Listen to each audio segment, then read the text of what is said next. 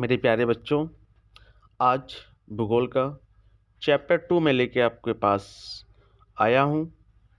Chapter 2 क्या है? इसमें चैप्टर 2 में बताया जा रहा है कि पृथ्वी और महाद्वीप एवं उनकी विशेषता। पृथ्वी क्या है और महाद्वीप क्या है और उनकी विशेषताएं क्या है, इन सभी के बारे में हम लोग एक एक चीज़ का क्या करेंगे, डिस्क्राइब करेंगे। इन सारी चीज़ों को हम लोग पढ़ेंगे। ठीक है मेरे प्यारे बच्चों, अब यहाँ पर आप लोग को बताया जा रहा है कि पहला क्वेश्चन यानी जो आपका बनता है, पृथ्वी की उत्पत्ति एवं विकास का विवरण प्रस्तुत कीजिए। एंड पृथ्वी की उत्पत्ति और विकास कैसे हुआ है, इसके बारे में हमें आपको बताना है। देखिए, बताया गया यह बहुमूल्य परिकल्पना के अनुसार इसकी उत्पत्ति एक तारे के निर्माण के परिणाम स्वरूप हुई है। यानी कहा जा रहा है कि यह एक बहुमूल्य मतलब एक बहुत ही बहुमूल्य, मेरे कहने का मतलब जिसकी कोई तुलना ही ना की जाए, जिसका कोई मूल्य ना हो, उनकी परिकल्पना के अनुसार कह रहा है कि इसकी उत्पत्ति यानी पृथ्वी की जो उत्पत्ति हुई है एक तारे के निर्माण के फलस्वरूप, यानी एक तारा था, कह सकते तारे के निर्माण से हुई है। लगभग 4 अरब 60 करोड़ वर्ष पहले अंतरिक्ष में धूल और गैसों का, यदि कह रहा है कि 4 अरब 60 करोड़ वर्ष पहले अंतरिक्ष में धूल और गैसों का क्या था, धूल और गैसों का एक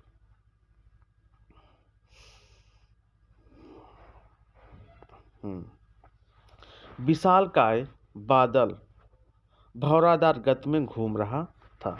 एंड यही कह रहा है कि विशालदार बादल वो भौराकार में क्या गति कर रहा था। यह अपने ही गुरुत्व के प्रभाव से धीरे धीरे सिकुड़ने लगा, यानी अपने ही गुरुत्वाकर्षण की शक्ति के कारण धीरे धीरे जो भौरा था वो क्या होना अपने आप में सिकुड़ने लगा। जैसे जैसे यह सिकुड़ता गया वैसे वैसे इसकी आकृति चपटी डिस्क के समान हो, डिस्क आपने देखा ना, जैसे कैसेट वगैरह हो गया, तो इसकी समान होती गई। भौरादार गति को भौतिक राशि के द्वारा मापा जाता है। इसे कोणीय संवेग कहते हैं। जो मापा जाता है इसे क्या बोलते हैं, कोणीय संवेग कहते हैं। यह वस्तु के आकार तथा इसकी घूर्णन गति पर आधारित होता है। जैसे जैसे गैसों और धूल का यह बादल या नोबुला सिकुड़ता छोटा होने लगा, वैसे वैसे कोणीय संवेग संरक्षण के लिए इसकी घूर्णन गति तीव्रता होती गई। घूर्णन की तेज गति पर नोबुला को एकाकार नहीं रखा पाई और इससे सटे हुए अनेक छोटे छोटे खंड बन गए। नोबुला का केंद्रीय भाग काफ़ी धीरे धीरे घूमता हुआ, ठीक है, अंततः नए तारे के रूप में बदल गया। जो घूमते घूमते कह रहे कि एक नए तारे के रूप में बदल गया। तारे का केंद्रीय भाग नाभिकीय अभिक्रिया को प्रारंभ करने के पर्याप्त गर्म था। ठीक है, नेबुला के कोणीय संवेग का अधिकांश भाग छोटे खंडों में बचा हुआ था। इन खंडों से उपग्रह का निर्माण हुआ। प्रत्येक खंड और अधिकांश संकुचित होता हुआ इस प्रक्रिया में इनका केंद्रीय भाग भी गर्म गया। धीरे धीरे धूल के भारी कण घूमते हुए डिस्क के केंद्र की ओर जमा होने तथा गैस बाहर की ओर रह गई। इसीलिए आज और परिवार के बाह्य गैसों को बने हल्के विशालकाय पिंड हैं, जबकि इसके विपरीत आंतरिक ग्रह शैल निर्मित और भारी हैं। ये हो गया हमारा धीरे धीरे पृथ्वी की उत्पत्ति। अब इनका विकास कैसे हुआ, यानी मेरे कहने में पृथ्वी की उत्पत्ति के बारे में बताया गया और उनका विकास कैसे हुआ। अनेक अवस्थाओं से गुजरकर पृथ्वी ने वर्तमान रूप धारण किया। इससे भंवर गति से घूमते हुए धूल और गैसों से पृथ्वी द्रव अवस्था में पहुंची। हल्के पदार्थ नीचे गहराई से निकले हुए इनकी आग्नेय सतह पर उतरने लगे, फिर वे ठंडा होकर कठोर बन गए। इसी प्रकार धीरे धीरे पृथ्वी की ऊपरी परत कठोर शैल की बनी हुई इन्हीं पृथ्वी की प्रपटी का अधिकतर भाग बन गया। पृथ्वी का आंतरिक भाग ठंडा होकर सिकुड़ा गया और बता रहा है कि ठीक है, प्रपटी में सिलवट्टें पड़ी रही थी और इससे पर्वत श्रेणियाँ और द्रोणियाँ बन गई। इसी समय अधिक हल्के पदार्थ प्रपटी के ऊपर उतरने लगे, जिनसे गैसों का वायुमंडल बना।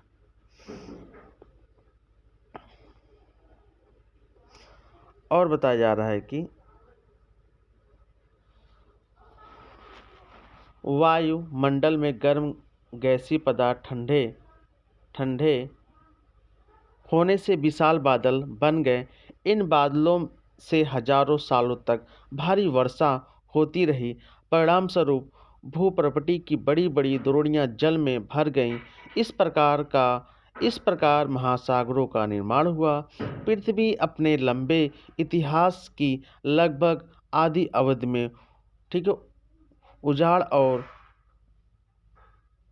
निर्जीव ही बनी रही। फिर महासागरों में चमत्कारी ढंग से जीवन चक्र हुआ। यह कहना कठिन है कि जीवन किससे बना है।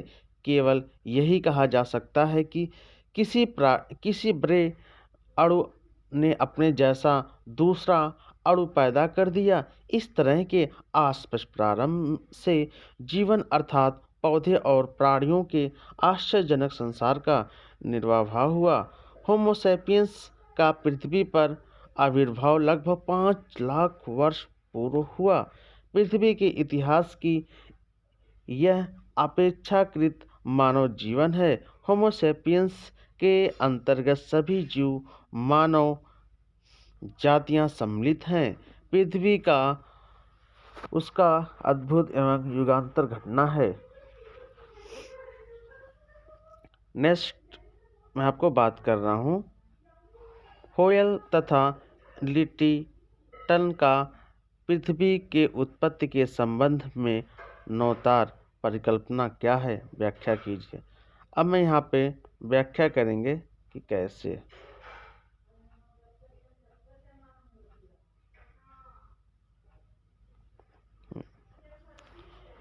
होयल तथा लिटिल का नौतार परिकल्पना पृथ्वी के उत्पत्ति के संबंध में होयल तथा लिटिल की परिकल्पना द्वैतवादी है।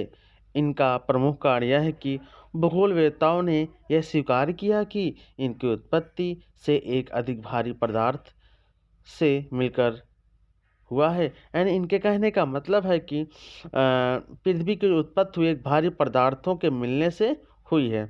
होयल और लिटिल ने वैज्ञानिकों तथ्यों के आधार पर 1939 में अपनी नवातारक परिकल्पना प्रस्तुत की। आज यह सिद्ध हो चुकी है कि जिन्हें भी ग्रह और भारी तत्वों से मिलकर बने हैं, जैसे ऑक्सीजन, लोहा, सिलिकॉन, एल्युमिनियम, कैल्शियम आदि, इसकी मात्रा 98% पाई जाती है। लेकिन ये हल्के तत्व हैं, वे हीलियम हाइड्रोजन गैस से बने हैं। इनकी मात्रा ग्रहों में 2% तक पाई जाती है। आज अंतरिक्ष में जितने भी तारे हैं उनमें हीलियम तथा हाइड्रोजन जैसे हल्के तत्व की प्रधानता है। किंतु प्रश्न यह है कि ये भारी तत्व अंतरिक्ष में किस प्रकार पहुँचे, यानी जो भारी तत्व हैं वो अंतरिक्ष में किस प्रकार पहुँचे। इनका समाधान प्रोफेसर होयल और लिटिल ने किया। इन विद्वानों ने बताया कि हाइड्रोजन के जलने से भारी तत्व बनते हैं, किंतु साधारण ताप पर सूर्य के द्वारा हाइड्रोजन से हीलियम गैस उत्पत्ति होती है, अधिक भारी है। तत्वों के हाइड्रोजन के जलने की क्रिया बहुत अधिक ऊंचे तापमान पर ही होनी चाहिए। ऐसा ऊंचाई तापमान केवल अधिमानव तारा में ही पाया जाता है। इस प्रकार से अंतरिक्ष में 15 से 20 अधि 9 गुना बढ़ा हुआ है। यह सूर्य की अपेक्षा तारा 1 अरब गुना प्रकाश उत्पन्न करती इसी भी प्रकार हुई है। तो क्रॉस बताया कि 12 किलोमीटर प्रति सेकंड की गति से पदार्थ बाहर की ओर फैलते देखा गया है। और उन्होंने ये भी बताया अपने व्यास में पृथ्वी से दुगना है। वह अपने प्रकाश में सूर्य को लगभग 30,000 गुना अधिक है। इसकी सतह पर 5 लाख डिग्री सेल्सियस तापक्रम पाया जाता है। सूर्य का राम बहुत ही होयल और लिटनी के अनुसार अंतरिक्ष में युग्म तारे थे। इनमें से सूर्य तथा दूसरा अभिनव तारा था। दोनों के मध्य सूर्य से बृहस्पति जितनी दूरी थी। आणविक प्रक्रिया के कारण अभिनव तारे में भारी विस्फोटक होता है। यह विस्फोटक से तारे का बहुत सा पदार्थ बाहर निकल जाता है। यह बाहर निकला हुआ पदार्थ है एक दिशा में कम तथा दूसरी दिशा में अधिक होता है। जो पदार्थ बाहर फैल गया था उसे सूर्य ने अपनी ओर आकर्षित कर लिया। सूर्य द्वारा आकर्षित हुए भाग पदार्थ बाद में संगठित होकर के ग्रहों में परिवर्तित हो गए। और इन ग्रहों में उपग्रहों द्वारा आकर्षित हुए पदार्थ बाद में संगठित होकर के ग्रह में परिवर्तित हो गया और इन ग्रहों में उपग्रह की उत्पत्ति हुई।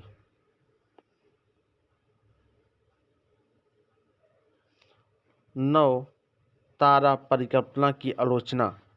इस परिकल्पना में सौरमंडल की उत्पत्ति संबंधी अनेक प्रश्न अनुत्तरित रह गए। अधिकांश आलोचक इसे साक्ष्यों को परिकल्पनित ही मानते हैं। इनमें ग्रह की उत्पत्ति, दूरियां और उनमें उत्पत्ति होना भी सिद्ध नहीं हुआ है। यह सौरमंडल में सभी ग्रह और उपग्रहों की उत्पत्ति को भली प्रकार स्पष्ट नहीं कर पाया है। फिर भी होयल की परिकल्पना पृथ्वी की उत्पत्ति को समझाने में एक सार्थक पहल करता है।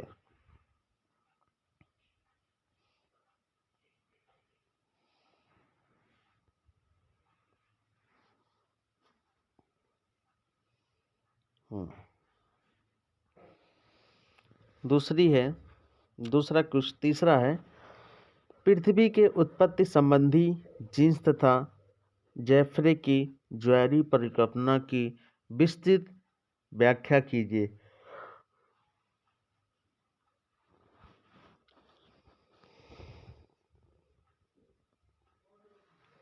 देखिए, बताया गया इन दोनों वैज्ञानिकों की जो परिकल्पना इन्होंने बताया कि पृथ्वी की उत्पत्ति के संदर्भ में जीन्स और जेफ्रे की परिकल्पना दैतारक और दैतवादी है।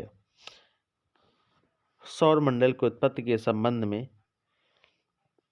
ज्वारीय परिकल्पना का सिद्ध जीन्स ने प्रस्तुत किया, अर्थात जेफ्रे इस परिकल्पना का संशोधन प्रस्तुत किया। इस सिद्धांत के अनुसार संपूर्ण सौरमंडल का निर्माण सूर्य और अतिक्रमक से हुआ है तथा अपने प्रारंभिक चरण में सूर्य ज्वलनशील जैसे पुंज था, अपनी एक धुरी पर घूमता रहता था। सूर्य से विशाल दूरी शक्तिशाली तारा ब्रह्मांड में मौजूद था। एक निश्चित पथ पर इस तरह घूम रहा था जिसकी दूरी सूर्य से कम हो रही थी। तारे का ज्वारीय शक्ति का प्रभाव सूर्य के बाह्य तारा के समीप से गुजरा। इस तारे के सूर्य के पास से गुजरने से सूर्य में एक प्रकार का ज्वार उत्पन्न होने लगा। जिस प्रकार चंद्रमा की आकर्षण शक्ति के कारण पृथ्वी पर सागरों में ज्वार की स्थिति उत्पन्न हो जाती है, ठीक उसी प्रकार सूर्य में यह स्थिति उत्पन्न हुई। जैसे जैसे वह तारा सूर्य के निकट आ गया, सूर्य से ज्वार की ऊंचाई बढ़ती गई। जिस दिशा को तारा आगे बढ़ रहा था उसी दिशा को ही ज्वार द्वारा उठा पदार्थ खींचकर ले जाया गया। तारे के दूर जाने पर इनका आकर्षण सिद्धांत के अनुसार सूर्य से ही वापस आकर मिल सका, बल्कि यह सूर्य के ही चक्कर काटने लगा। इस प्रकार तरफ तारा और दूसरी तरफ सूर्य दो दिशाओं में आकर्षित के कारण ज्वारीय पदार्थ की आवृत्ति बीच में मोटी तथा किनारों पर सक्रिय हो गई और धीरे धीरे ठंडी होने पर यह आकृति गोलाकार रूप में परिवर्तित हो गई। इन आकृतियों ने अपना विभिन्न रूप धारण कर लिया। बाद में इन्हें ग्रह के नाम से जाना गया। इसी प्रकार सूर्य की आकर्षण शक्ति से ही उपग्रहों का निर्माण हुआ है। इन्होंने ये बताया, जेफ महोदय के अनुसार तारे की गुरुत्वाकर्षण शक्ति के कारण सूर्य से कितना पदार्थ गोला गांठों में परिवर्तित हो गया। अब परिकल्पना के पक्ष। परिकल्पना से सौरमंडल की कई विशेषता की व्याख्या भी की। पहला इन्होंने बताया, इस सिद्धांत से सूर्य से निकले फिलामेंट की आकृति बाबिन जैसी होती है। सूर्य की ओर आरंभ करने पर सबसे छोटा और पहला ग्रह बुध पड़ता है, यानी बाद में ग्रहों का आकार बढ़ता जाता है। जब बीच में बृहस्पति ग्रह है तो सबसे बड़ा ग्रह है। बृहस्पति के बाद ग्रहों का क्रम छोटा है तथा बृहस्पति दूरी पर कुबेर यानी यम है, जो आकार में सबसे छोटा ग्रह है। इस प्रकार मंगल ग्रह को छोड़कर शेष सभी ठीक अवस्था में हैं। पृथ्वी को इस सिद्धांत में प्रारंभिक काल में द्रव अवस्था में माना गया। ग्रहों के उपग्रहों की आकृति को सिगार नुमा बाबिन माना गया, क्योंकि बड़े उपग्रह दूर हैं जबकि छोटे उपग्रह पास में हैं। इस परिकल्पना के अनुसार सभी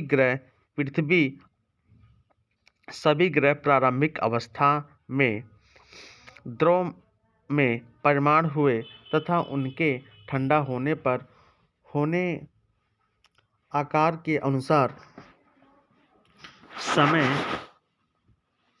यानी बताया जा रहा है कि बड़े ग्रहों की ठंडा होने में अधिक समय लगा, जिसके फलस्वरूप बड़े ग्रहों ने उपग्रह की अधिक हुए और छोटे ग्रहों के कम। सूर्य की आकर्षण, यहाँ बताया जा रहा है, सूर्य की आकर्षण शक्ति के कारण सभी ग्रह अपने कक्ष में सूर्य की ओर झुके होने चाहिए। यह सिद्धांत के अनुरूप ही है। अंतिम तर्क के अनुसार बताया जा रहा है कि अंतिम तर्क के अनुसार जैसे जो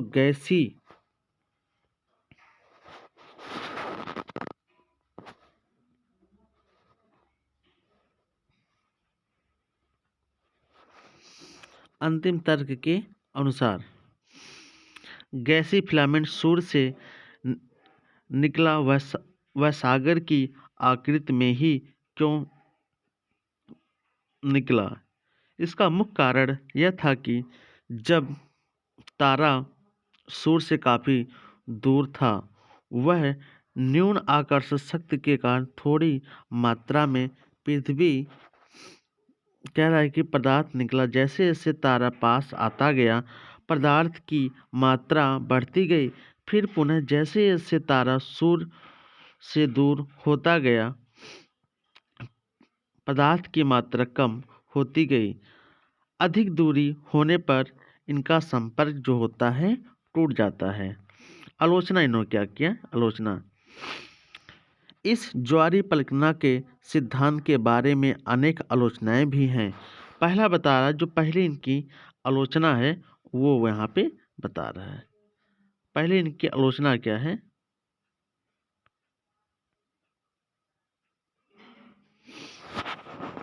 इस ज्वारी परिकल्पना के सिद्धांत के बारे में अनेक आलोचनाएं भी हैं।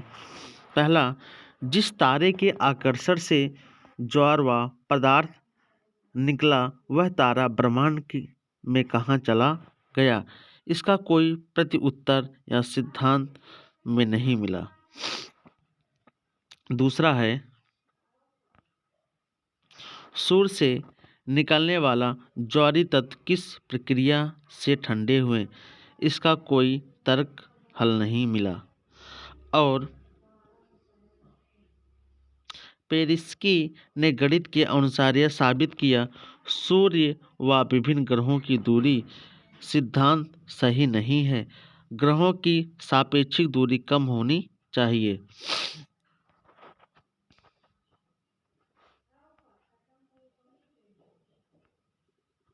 ग्रहों की कोणीय संवेग की समस्या का कोई हल नहीं हुआ। वास्तव में समस्या यह थी कि सूर्य से अधिक दूरी पर पदार्थ पुंज के छोटे अंशों से युक्त ग्रहों में और मंडल का अधिकांश कोणीय संवेग क्यों।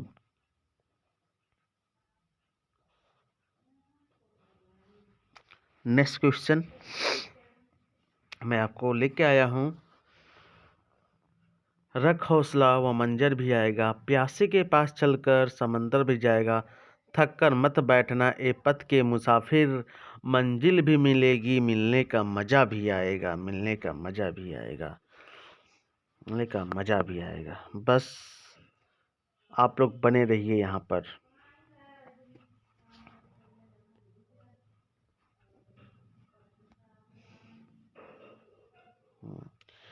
पृथ्वी की आंतरिक संरचना का वर्णन कीजिए और विभिन्न परतों की व्याख्या और विचरण सहित दीजिए। तो हम लोग सबसे पहले फर्स्ट ऑफ हम लोग बात करते हैं कि यहाँ पर कैसे होता है।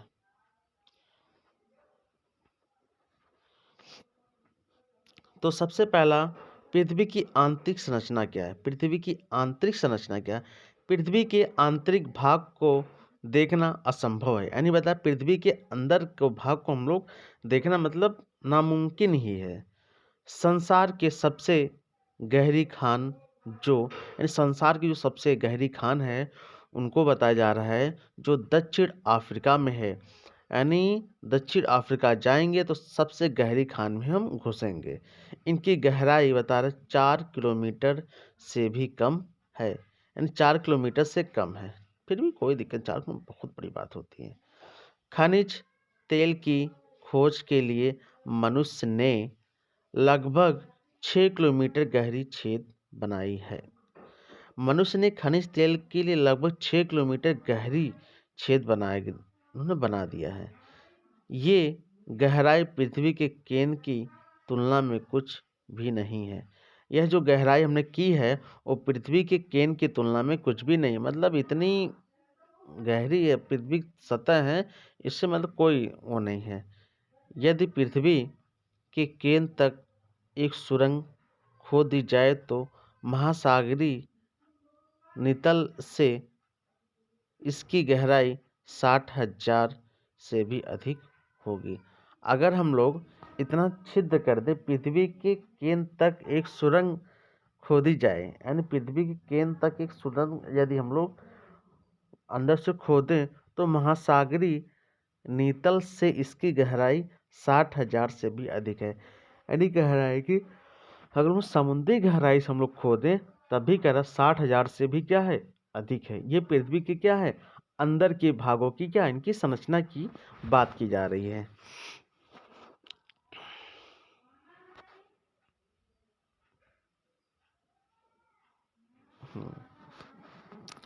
पृथ्वी की आंतरिक संरचना के स्रोत बिना छेद बनाए ही कई ऐसी चीजें हैं जिनमें नाविकों को पृथ्वी के भीतरी भाग के बारे में पर्याप्त जानकारी मिलती है। देखकर तो सिर्फ भूपट्टी के ऊपर भाग का ही, जो धरातल के ठीक नीचे स्थित है, जानकारी प्राप्त की जा सकती है।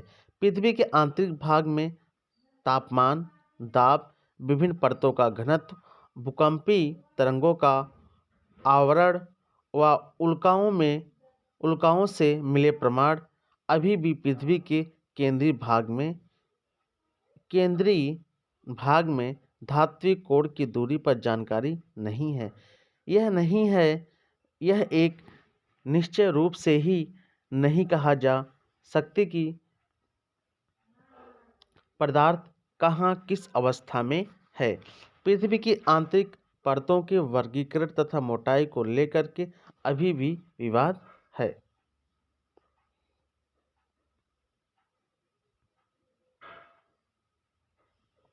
ज्वालामुखी विस्फोटों और गर्म जल के झरनों से यह साबित हो जाता है कि जब ज्वालामुखी विस्फोट होता है और जब जल क्या होता है, गर्म जल के झरनों से यह साबित हो गया है कि पृथ्वी के आंतरिक भाग का तापमान अधिक है। पृथ्वी के सभी भागों में और गहरे कुएं में यह पता चला है कि धरातल से हमें जैसे जैसे नीचे उतरते हैं तापमान में वैसे वैसे वृद्धि होती है। तापमान में इस वृद्धि 32 किलोमीटर की गहराई 1 डिग्री सेल्सियस है। 32 किलोमीटर जाएंगे तो 1 डिग्री सेल्सियस ताप क्या होगा, बढ़ेगा। ये बात की जा रही है। साधारण स्तर से तापमान के बढ़ने से पृथ्वी के अंदर अधिकांश गहराई पर स्थित चट्टानों की तरल अवस्था में होना चाहिए। ये कह रहा है कि तरल अवस्था में होना चाहिए। इस विचार के अनुसार यह एक समय माना जाता था कि पृथ्वी की पतली ठोस प्रपट्टी आंतरिक भाग के तरल पदार्थ पर टिकी हुई है। यानी यह एक परिकल्पना थी कि जो माना जाता था पृथ्वी की पतली ठोस जो प्रपट्टी है वो आंतरिक भाग से तरल पदार्थों पर क्या टिकी हुई है। लेकिन भूकंपीय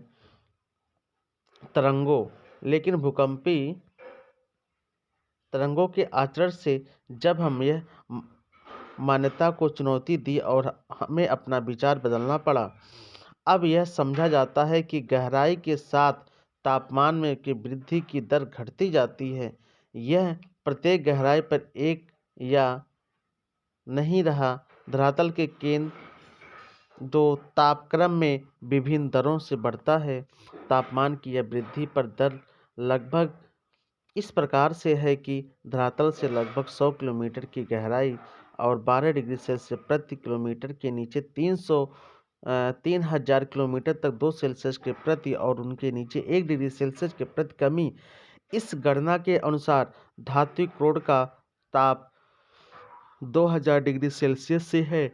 पृथ्वी के अंदर की गर्मी और उनके तापक्रम में वृद्धि से कई कारण हैं, जैसे आंतरिक शक्तियाँ, रासायनिक प्रक्रिया, रेडियोधर्मी पदार्थों का स्वतः विघटन।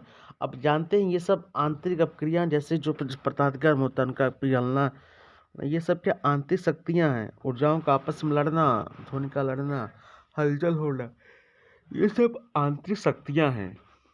ये सब क्या है, आंतरिक शक्तियाँ हैं। किसकी हैं ये, पृथ्वी की। ये सब क्या आंतरिक शक्तियाँ बताई जा रही हैं।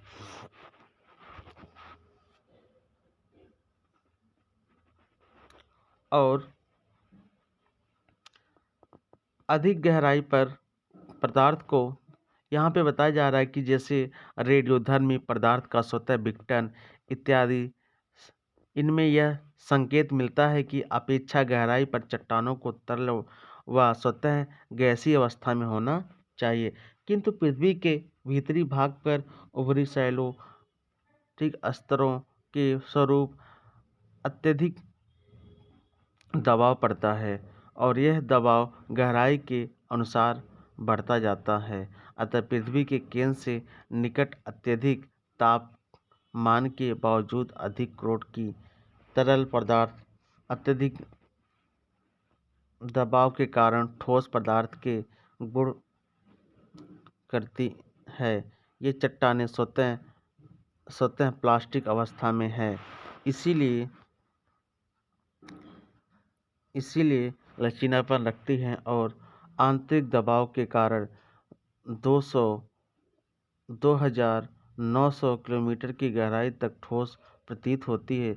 जहाँ जहाँ भी ऊपरी दबाव में काफ़ी कमी आती है, उसके नीचे के भाग की चट्टानें अधिक तापमान के कारण पिघल जाती हैं और बहुधा मार्ग बनकर बाहर धरातल पर निकल पड़ी। यह निकलने की चेष्टा करती है। पृथ्वी के अंदर अधिक गहराई पर ठोस पदार्थ पिघल जाते हैं, किंतु तरल अवस्था में होने पर यह भी ठोस पदार्थ के गुण रखते हैं। पृथ्वी के अंदर पाए जाने वाले पदार्थ के विभिन्न भौतिक गुणों, जैसे कह रहा है भौतिक गुणों, घनत्व तथा वाट की झलक हमें भूकंप तरंगों के मार्ग और गति तथा तापमान और दबाव की स्थिति में मिलती है। पृथ्वी के आंतरिक भाग की रचना प्याज के समान है। एक परत के नीचे दूसरी परत, दूसरी परत के नीचे तीसरी परत, सबसे अंदर आंतरिक केंद्रीय भाग में धात्विक क्रोड है। यानी एक क्रोड होता है, मतलब जिससे पृथ्वी की सतह पे सतह। यह पृथ्वी को अधिक एक गेंद मान ले तो इसकी ऊपरी भाग, जिसमें भुरभुट्टी कहते हैं, काफ़ी पतला है। इसकी तुलना अंडे के छिलके से की जा सकती है। धरातली अवस्था अवसादी चट्टानों से बना है। इसके नीचे भूपर्पटी की ऊपरी परत मुख्यतः रवेदार आग्नेय तथा रूपांतरित चट्टानों से बनी है। ये चट्टानें बताया जा रहा है कि भूपर्पटी की निचली परत क्षारीय तथा अति क्षारीय चट्टानों से बनी है। महासागरीय तलों के नीचे सिलिका यानी जो एसआई होता है युक्त भारी चट्टानों की परत है। महासागरों के नीचे अधिकांश गहरे काले रंग का, ठीक है, बेलसा पाया जाता है और नीचे की परत अत्यधिक गर्म और हरे रंग की है। महाद्वीपीय सिलिका युक्त भारी चट्टानों की परत है। महासागरों के नीचे अधिकांशतः गहरे काले रंग का बेसाल्ट पाया जाता है और इसके नीचे की परत अधिकतम गर्म और हरे रंग की है। महाद्वीपीय सिलिका युक्त हल्की चट्टानों से बने हैं। इस परत की चट्टान को सिलिका एल्युमिनियम भी कहते हैं, वो एल्युमिनियम लिखा है, एल्युमिनियम भी कहते हैं। हल्के चट्टान से बने महाद्वीपीय खंड अपेक्षाकृत अधिक घनत्व रखने वाले पदार्थ हैं। यह अधिक घनत्व वाले पदार्थ को साइमा, सिलिका, मैग्नीशियम कहते हैं। पृथ्वी का केंद्रीय क्रोड अत्यधिक घनत्व वाले अधिकतम भारयुक्त खनिज पदार्थ से बना है। इस क्रोड पदार्थ को यानी निकिल लोहा कहते हैं। भारी धातुओं और सिलिकायुक्त पदार्थ के मिश्रण से बनी एक मोटी परत पृथ्वी के धात्विक क्रोड बाहरी परतों से अलग करती है। भूगर्भ में मुख्यतः 3 अंग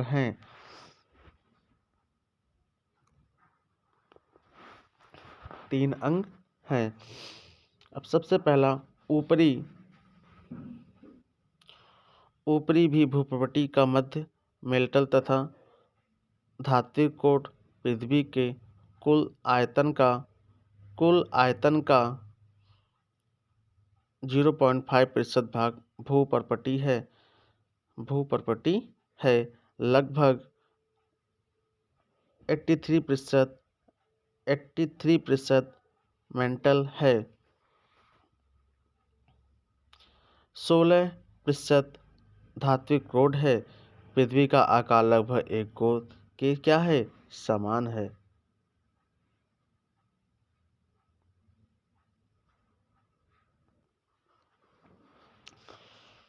बताया जा रहा है कि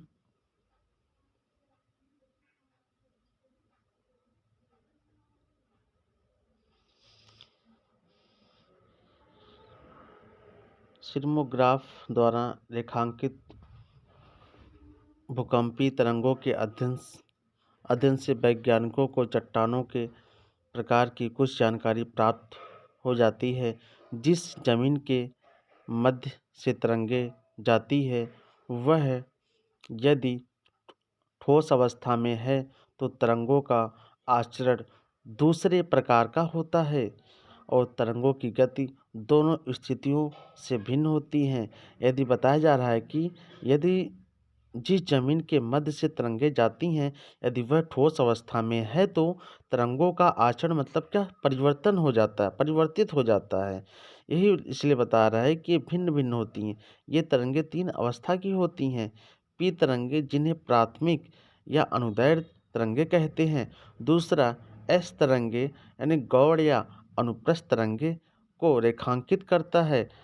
प्रथम दोनों प्रकार की तरंगे की गति गहराई के साथ साथ बढ़ती जाती है, किंतु यह बता रहा है कि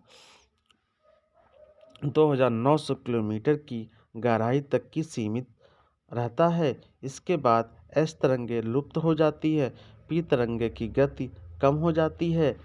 एल तरंगों को धरातल पर ही चलती है। यह तरंगे तरल अवस्था वाली चट्टानों के मध्य से नहीं गुजर सकती है। सिर्फ ये गुजरती हुई इन तरंगों के अध्ययन से यह पता चलता है कि पृथ्वी की चट्टान के नमूने से भी उनके घनत्व का अनुमान होता है। उल्काएं जो सौरमंडल के अधिकांश अंश हैं, इन विषय से हमारी जानकारी के महत्वपूर्ण स्रोत हैं। उल्का कभी कभी पृथ्वी के धरातल पर गिरती है तो इनके अध्ययन से यह पता चलता है कि पृथ्वी में भी उन्हीं के समान प्याज की परतें जैसी केंद्रीय परतें होती हैं। आंतरिक कोड के निर्माण की भांति भारी पदार्थ से हुआ है।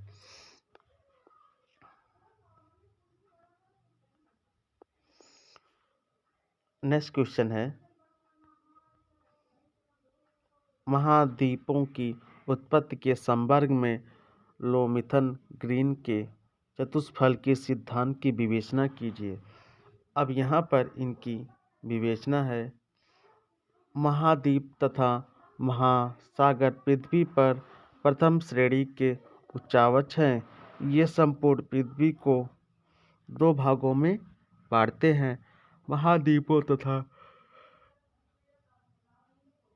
महासागरों के समझने में लोमथियन ग्रीन की चतुष्फलक संकल्पना महत्वपूर्ण है, जिसे ग्रीन ने 1875 में प्रस्तुत किया। ग्रीन ने अपनी संकल्पना को ज्यामितीय विधियों पर आधारित किया। इस दिशा में उनके पूर्वज ब्यूमाउंट थे, जिन्होंने पोटागोनल डोडिकोडेन संकल्पना प्रस्तुत की। ग्रीन ने ब्यूमाउंट के सिद्धांत में जो चीज संशोधन किया और चतुष्फल के सिद्धांत को परिष्कृत के रूप में प्रस्तुत किया। ग्रीन के अनुसार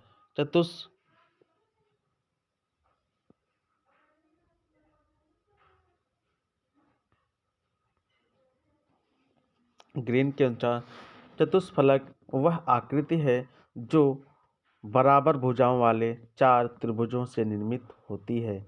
यह सिद्धांत फेयरबर्न की खोज पर आधारित है। उन्होंने बताया कि यदि एक गोल पाइप को चारों ओर से समान रूप में दबाया जाए तो वह त्रिभुजाकार आकृति में परिवर्तित हो जाती है। ठीक है, और अगले हमारे जो वैज्ञानिक हैं वो बताएंगे।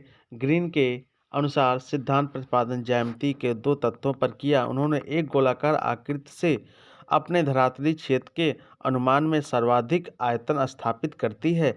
दूसरा चतुष्फलक आकृति अपने धरातलीय क्षेत्रफल के अनुपात के न्यूनतम आयतन स्थापित करती है। तो इनका ये जैसे ये एक सिद्धांत हो गया उनका, उन्होंने पहला सिद्धांत ये लिया था और इसको फिर एक इसको लिया। इन्होंने ऐसे सिद्धांत को इस चीज में उन्होंने बताया। ग्रीन ने यह माना कि पृथ्वी की उत्पत्ति के समय एक ऊर्ध्वाधर पिंड थी जो धीरे धीरे ठंडी होती रही और इस प्रक्रिया में पृथ्वी की ऊपरी सतह पर सबसे पहले ठंडी होकर के ठोस हो गई और इसी संकुलन से पृथ्वी का आयतन कम हो गया। ऊपरी भाग पहले ही ठोस हो चुका था। इसमें अधिक संकुचन की संभावना नहीं थी। परिणामस्वरूप पृथ्वी का आंतरिक भाग में अंतर आ गया। गुरुत्वीय शक्तियां से बाह्य परत नीचे धंसने लगी। पृथ्वी के चारों ओर के समान दबाव से गोल आकृति को एक चतुष्फलक में परिवर्तित कर दिया, जिससे उभरे हुए कोने पर महाद्वीप एवं चपेट भागों का महासागर बने। और इस परिकल्पना के अनुसार पृथ्वी ज्यों-ज्यों ठंडी होती रही और चतुष्फलक की आकृति पूर्णतः ग्रह बन रही। इस आकृति को यदि शीर्ष पर उल्टा खड़ा कर दिया जाए तो वह पृथ्वी की आकृति में मेल रखती है। इस पर महाद्वीप एवं महासागरों का वर्तमान वितरण भी समझा जा सकता है। चतुष्फलक के चारों ओर उभरे भाग के सहारे उत्तरी व दक्षिणी America, Europe, Africa, Asia, Australia तथा अंटार्कटिका महाद्वीप स्थित है। इस प्रकार सपाट व चपटे भागों पर महासागर स्थित है। महाद्वीप एवं महासागरों के प्रतिबंधी स्थित हैं। और 1930 में J.W. ग्रेगरी के चतुष्फलकीय सिद्धांत में संशोधन कर इसे एक नए रूप में प्रस्तुत किया और बता रहा पूरा भौगोलिक की मानचित्र की संरचना कर सिद्ध किया कि कैम्ब्रियन कल्प ने एक विशाल त्रिभुजाकार महाद्वीप उत्तर में स्थापित किया था, जिसकी शीर्ष दक्षिण में था। वर्तमान महासागर खोजों से निरपेक्ष द्वारा यह सिद्ध होता है कि वर्तमान अंटार्कटिक महासागर अपनी पूर्व स्थिति में पश्चिम दिशा में था। चतुष्फलक सिद्धांत इस बात की पुष्टि करता है कि महाद्वीपों और महासागरों का फैलाव क्रमशः देशांतरों अक्षांतरों के समांतर होना चाहिए। ग्रीक ने बतलाया कि महासागर तथा महासागरों का आकार परिवर्तन क्रमशः पूर्व पश्चिम व उत्तर दक्षिण को हुआ। ग्रेगरी ने केवल यह संशोधित किया कि चतुष्फलक आकृति के लंबवत कोण स्थित, किंतु यह आकृति की चपटी सतह को झरने व उतरने के परिवर्तनशील है। यदि कोने उत्तर दक्षिण दिशाओं की तरफ खिसकते रहते हैं तो इसके द्वारा महाद्वीप तथा महासागरों के रूप में परिवर्तन जारी रहा। इस मत की पुष्टि जनाब भूगोलवेत्ताओं ने फ्रेकल ने भी की। इनकी देखो आलोचना की जा रही। अब इनकी आलोचना, प्रारंभ में चतुष्फलक सिद्धांत की महाद्वीपों व महासागरों के वितरण की व्याख्या के कारण काफी समानता रही, किंतु और कह रहा है कि नेक्स्ट कह रहा है सिद्धांत के अनुसार चतुष्फलक की आकृति, यानी जो यहाँ पे दिया गया है, सिद्धांत के अनुसार चतुष्फलक की आकृति वाली पृथ्वी भ्रमण करती हुई एक शीर्ष बिंदु पर टिकी है। ऐसी स्थिति में पृथ्वी का संतुलन स्थापित नहीं हो सकता। भ्रमण करती हुई गोलाकार पृथ्वी का चतुष्फलक के रूप में सिकुड़कर परिवर्तन होना संभव नहीं लगता है। यानी ये आलोचना लोगों ने किया है। और इस सिद्धांत के अनुसार सर्वाधिक स्थलीय और 30 डिग्री सेल्सियस उत्तरी क्षेत्र में होना चाहिए, परंतु यह केवल 43.6% की है। सर्वाधिक 81% जलीय भाग के वर्तमान को समझने में काफी सहायता मिली। महाद्वीपों तथा महासागरों के उत्पत्ति संबंधी विभिन्न भौगोलिक सिद्धांतों की व्याख्या कीजिए।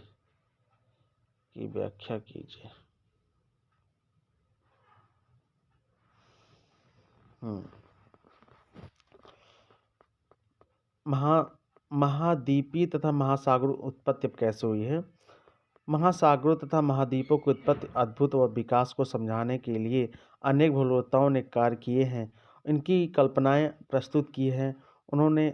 उनमें प्रमुख संकल्पनाएं निम्नलिखित हैं। जेफ्रे का तापीय संकुचन सिद्धांत। इन्होंने बताया कि जेफ्रे ने पृथ्वी के धरातली स्वरूप को स्पष्ट करने के लिए तापीय संकुचन सिद्धांत प्रतिपादित किया। इसके अनुसार पृथ्वी के धरातल पर हुए परिवर्तन, जैसे महाद्वीपों तथा पर्वतों का ऊंचा उठना, महासागरीय तलियों का नीचे धंसना आदि बातें पर निर्भर करती है। पृथ्वी का धीरे धीरे ठंडे होकर सिकुड़ना, पृथ्वी की आंतरिक गतियाँ निर्भर करती हैं। पृथ्वी पर धीरे धीरे ठंडे होकर सिकुड़ना होना, पृथ्वी की भ्रमण गतियाँ कम हो जानी चाहिए। संकुचन के दूसरे प्रमाण प्रस्तुत करते हुए जेफ ने बताया कि महासागर स्थित, और ये कह रहा भूभाग अधिक ठंडा हुआ। यह भाग अधिक घनत्व वाला तथा कठोर भी था, तथा संकुचन के समय यहाँ से बलन पड़े हुए महासागरीय किनारों के महाद्वीपों में पड़े हुए, जैसे कि एशिया के पूर्व एक प्रशांत महासागर के सहारे स्थित पर्वत श्रृंखलाएं। इस प्रक्रिया में पृथ्वी की परिभ्रमण गति का कम होना बताया गया है। ऐसा माना गया है कि प्रारंभ में पृथ्वी की परिभ्रमण गति अत्यंत तीव्र थी। आज इस गति में काफ़ी अंतर आ गई है। अधिक परिभ्रमण गति के समय भूमध्य रेखा पर पदार्थों का अधिक जमाव तथा संकुचन हुआ, और 160 करोड़ वर्ष पहले यह जमाव तथा संकुचन की क्रिया अधिक रही। कालांतर में यह जमाव तथा संकुचन भूमध्य रेखा से ध्रुवों की ओर स्थानांतरित होने लगा। आलोचनाएं जेफ्रे का तापीय संकुचन सिद्धांत पूर्ववर्ती सिद्धांत की तुलना में नवीन धारकों का आधारित था। फिर भी अनेक प्रश्न होते हैं यहाँ पर। पहला, संकुचन द्वारा केवल साधारण मोड़वा चलन की पढ़ सकें। और दूसरा, प्रारंभ में गोल पृथ्वी पर संकुचन के द्वारा निर्मित पर्वतों श्रेणियों के समांतर धरातल के अनुरूप ही हैं, ऐसा संभव नहीं है। और दूसरा कह रहा है कि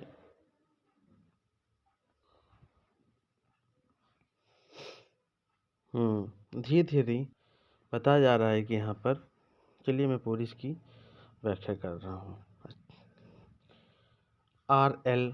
डेली ने बताया कि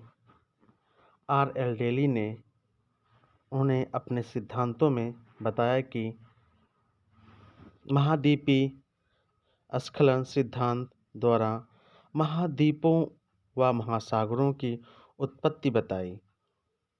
उसने पृथ्वी की उत्पत्ति सूर्य से मानी। उन्होंने कहा पृथ्वी की जो उत्पत्ति है किसी सूर्य से मानी, जो कि प्रारंभ में उष्ण व्यवस्था में थी। धीरे धीरे ठंडी होती हुई पृथ्वी का धरातली भूभाग भूगर्भ में आप व्यवस्था में आकार नीचे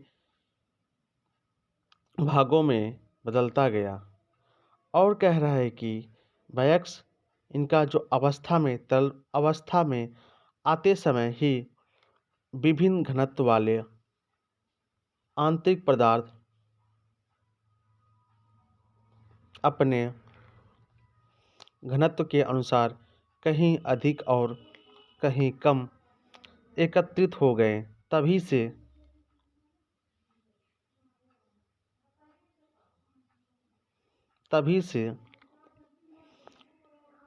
पृथ्वी का भौतिक स्वरूप अनियमित अवस्था में ऊंचा नीचा हो गया।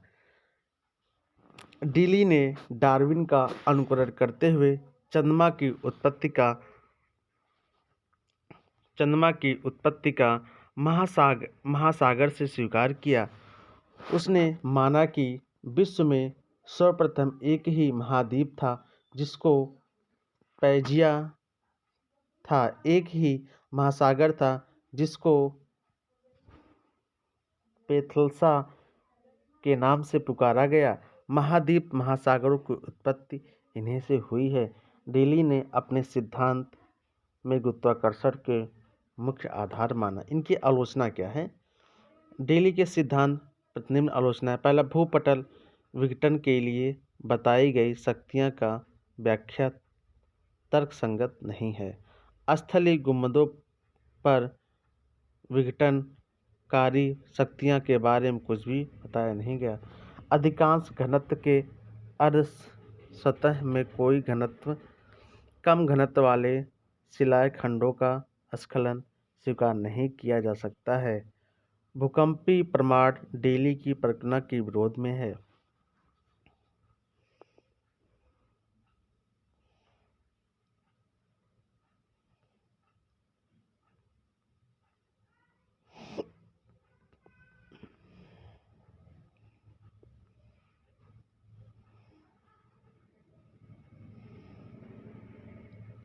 ये हमारे नेक्स्ट वैज्ञानिक हैं अल्फ्रेड वेगन का महाद्वीपीय विस्थापन सिद्धांत या महाद्वीपीय। इन्होंने अल्फ्रेड वेगर जर्मन प्रसिद्ध भूगोलवेत्ता हैं। इन्होंने जलवायु परिवर्तन के संबंध में महाद्वीपों तथा महासागरों के उन सिद्धांत की व्याख्या की है जो महाद्वीपीय विस्थापन सिद्धांत प्रतिपादित किया। इस सिद्धांत के अनुसार सृष्टि के आरंभ में विश्व के संपूर्ण महाद्वीप एक से मिले थे, जिसे वेगनर ने पेंटिंग नाम दिया। वेगनर के अनुसार पैंजिया आदि स्थलखंड था, जिसके चारों ओर स्थित विशाल जलभाग था, जिसमें कालांतर में पैंजिया के विखंडन होने से विखंडित भाग के प्रवाहिता विस्थापित होने से विभिन्न महाद्वीपों तथा महासागरों के वर्तमान स्थिति के लिए दो प्रकार के बल उत्तरदायी हैं। पहला, भूमध्य रेखा की दिशा के प्रवाह के लिए गुरुत्व तथा प्लावनशीलता का बल। महाद्वीपों के पश्चिम दिशा में प्रवाह के लिए सूर्य तथा चंद्रमा की ज्वारीय बल। महाद्वीपीय विस्थापन सिद्धांत का विकास व व्याख्या पृथ्वी पर होने वाले जलवायु परिवर्तन का सप्रमाणवा कालक्रम के आधार पर व्याख्या करने में लग रहा। उन्होंने विषुवत-रेखीय प्रदेश दक्षिण अफ्रीका, मध्य यूरोप जैसे अनेक भागों में प्राचीन जलवायु के संबंधित प्रमाण मिले जो वर्तमान जलवायु से मेल नहीं रखते। दक्षिण अफ्रीका में महाद्वीपीय स्तर पर हिमानियों के प्रमाण मध्य यूरोप के पश्चिम चीन तक ही महान पट्टी में उष्ण कटिबंधीय वन के वनों ने विकसित कोयला के निरपेक्ष उनके कुछ प्रमाण मिले। अधिक विस्तार से जानने पर उन्हें दूर दराज के महाद्वीपों अफ्रीका, दक्षिण अमेरिका, ऑस्ट्रेलिया के मध्य अनेक प्रकार की भूवैज्ञानिक संरचनाएं, जीवाश्म आकृति की समानता जैसी समरूपता भी दिखाई दी। इन्हीं प्रमाणों के आधार पर उसे विश्वास हो गया कि सभी महाद्वीप अति प्राचीन काल में आपस में जुड़े थे। महाद्वीपों की यह तो जलवायु बदलती है तथा यह अपनी मूल वायु को अपने स्थानों से विस्थापित होकर वर्तमान स्थिति की ओर बढ़े। वेगनर के अनुसार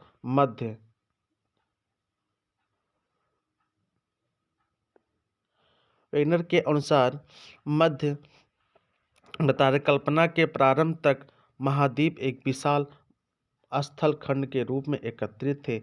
इस स्थलखंड का नाम उसने पेंजिया महाद्वीप रखा। पेंजिया के मध्य पैसिफिक महासागर तथा इसके चारों ओर जो महासागर विस्तृत था उनका नाम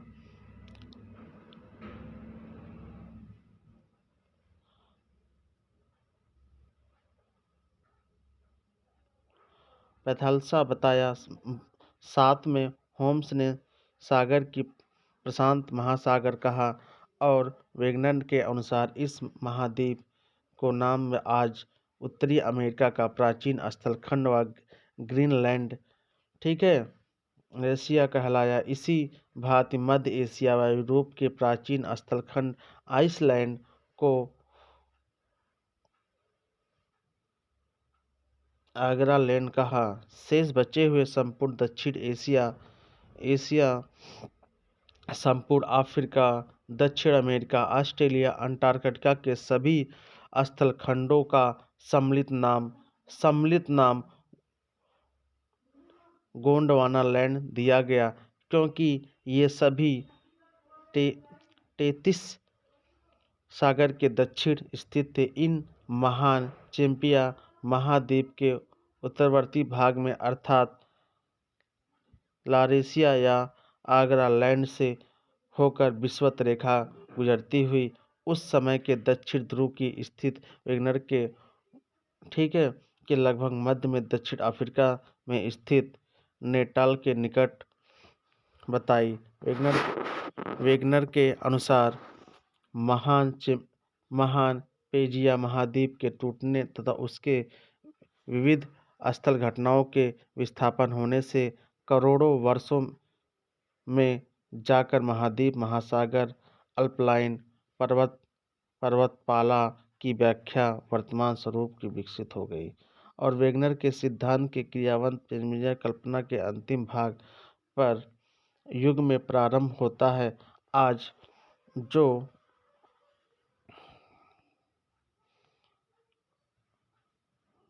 मोसोजोइक अल्प के प्रारंभ तक पैजिया महाद्वीप संगठित बना रहा।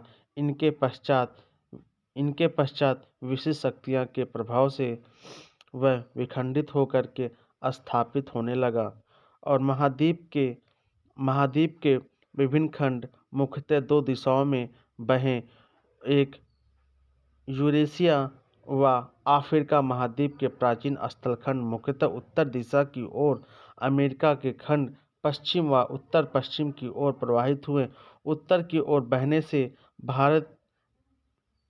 भारत में अंटार्कटिक महासागर का विकास हुआ। यह घटना निरंतर मेसोजोइक कल्प के तीन युग बताया गया, 3 युग तथा अधिक गतिशील रही। उसके स्थान पर प्रशांत महासागर इनकी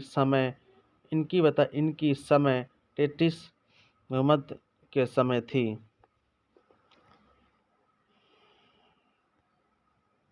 और इनका देखो प्रमाण कुछ दिया गया है।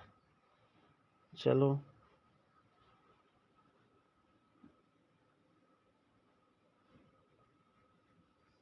भू संतुलन तथा समस्थिति क्या है, इससे संबंधित प्रमुख विचारों का उल्लेख कीजिए। भू संतुलन क्या है, यानी भू संतुलन क्या है तथा समस्थिति क्या है, इसके संबंधित प्रमुख विचारों का उल्लेख कीजिए। भूधरातल पर अनेक महाद्वीप, महासागर, कह रहा है कि भूधरातल पर अनेक महाद्वीप, महासागर, पर्वत, पठार, मैदान, झीलें, घाटियाँ आदि पाई जाती हैं, किंतु इनके बीच एक आश्चर्ययुक्त करने वाला संतुलन सदैव कायम रहा। इस संतुलन में होने वाली थोड़ी सी भी अव्यवस्था